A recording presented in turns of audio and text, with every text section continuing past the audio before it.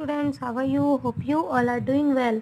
आज हम स्टार्ट करते हैं आपकी हिंदी व्याकरण बोध का पाठ 2 वर्ण विचार। ओके, लास्ट वीडियो में हमने स्वर पढ़े थे, आज हम पढ़ते हैं व्यंजन। Okay, so now let's start.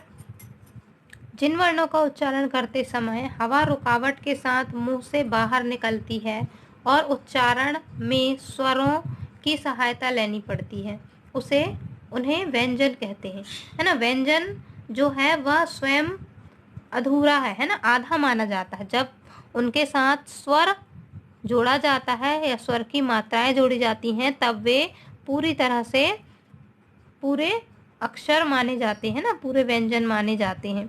तो सब जिन वर्णों का उच्चारण करते समय हवा जो है वह रुकावट के साथ मुंह से बाहर निकलती है और उनके उच्चारण में स्वरों की सहायता लेनी पड़ती है ना। जैसे हम कोई भी व्यंजन यदि बोलते हैं तो उनके साथ स्वर का साउंड जरूर से ही आता है ना। अब देखिए व्यंजन कौन कौन से हैं। स्पर्श व्यंजन, उच्छिप्त व्यंजन, अंतःस्थ व्यंजन और ऊष्म व्यंजन। ओके, अब स्पर्श व्यंजन क्या है देखिए। जिन व्यंजनों का उच्चारण करते समय वायु कंठ, तालु, मूर्धा या ओठों का स्पर्श करके बाहर आती हैं उन्हें स्पर्श व्यंजन कहते हैं, है ना। ड़ा ओढ़ा, ड़ा ओढ़ा, इसे सही उच्चारण करना है। ड़ा, ढ़ा, ढ़ा और अढ़ा, है ना। जैसे यदि आपको क्लियरली उच्चारण करते नहीं आ रहा तो आप बोल सकते हैं सड़क, ड़ा आ रहा ना उसमें, सड़क, ड़ा। और ये पढ़ा।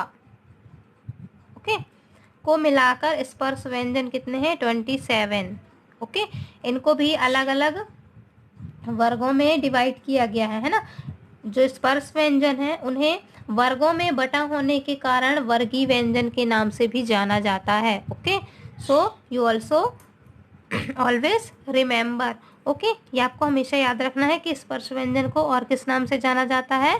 तो स्पर्श व्यंजन को वर्गीय व्यंजन के नाम से भी जाना जाता है। क्यों जाना जाता है वर्गीय व्यंजन के नाम से? क्योंकि वर्गीय व्यंजन वर्गों में बटा होने के कारण इसे हम वर्गीय व्यंजन कहते हैं।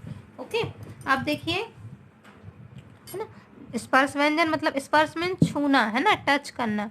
कंठ मीन्स गला, है ना। तालु ये जीभ के नीचे जो रहता है ना आपका तालु। मूर्धा जो जीभ जो मुड़कर ऊपर के भाग को जब टच करती है और हम कोई किसी व्यंजन का उच्चारण करते हैं, है ना, उन्हें छू कर उच्चारण करते हैं। अब देखिए व्यंजन और उनके वर्ग। का, खा, ग, घ, इंग, ये क्या है? का वर्ग के व्यंजन।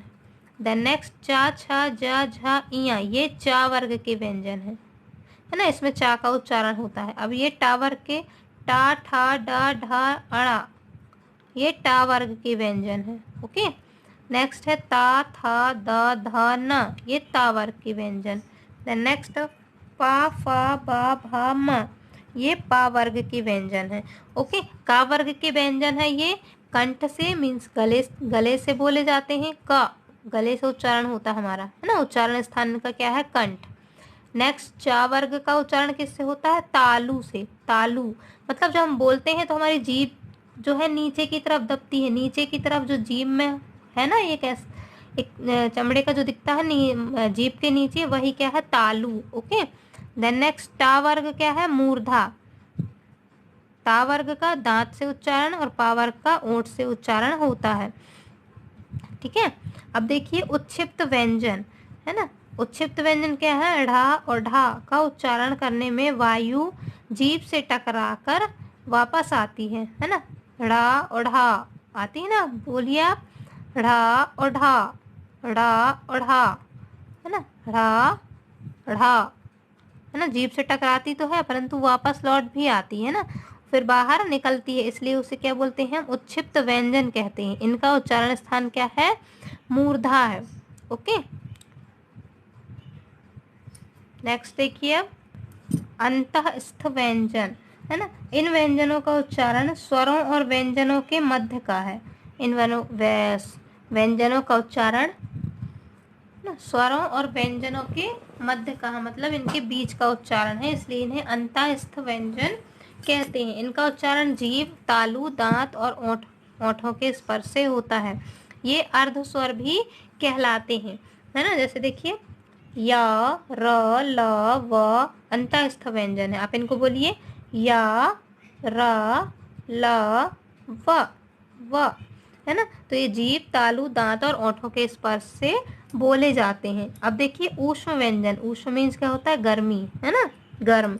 तो इन व्यंजनों का उच्चारण करते समय मुख से ऊष्मा मीन्स गर्मी से उत्पन्न होती है। ऐसा मुख में वायु के टकराने से होता है, इसलिए इन्हें ऊष्म व्यंजन कहा जाता है। देखिए ये शा, ये तीनों तो शा पढ़ते हैं, परंतु इनका उच्चारण हम अलग अलग करते हैं, है ना।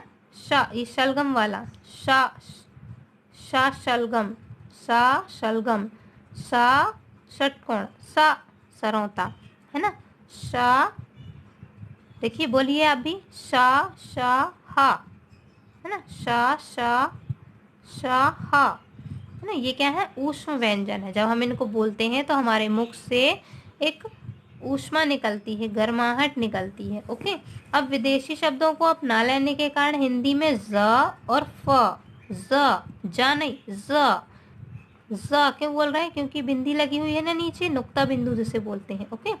इन वर्ण को भी सम्मिलित कर लिया गया है। इनका उच्चारण करना सीखिए और इससे बने शब्द पढ़िए। अब देखिए रोज, रोज नहीं, रोज, है ना, थोड़ी वाइब्रेट होती है हमारी जीभ ना, रोज। मोजा, जेब्रा, जेब्रा नहीं बोलते हम, जेब्रा। जू, जू, है ना, वाइब्रेट होते हैं ना हम बोलते हैं तो।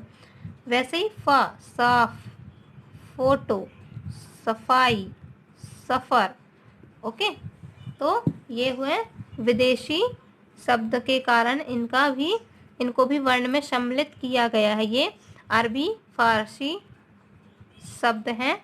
ओके। अब देखिए, okay, so now your homework. आप व्यंजन और व्यंजन के प्रकार, है ना, जितने भी हैं आप उन्हें अच्छे से पढ़िएगा और समझिएगा। Okay students, okay, bye bye, have a good day.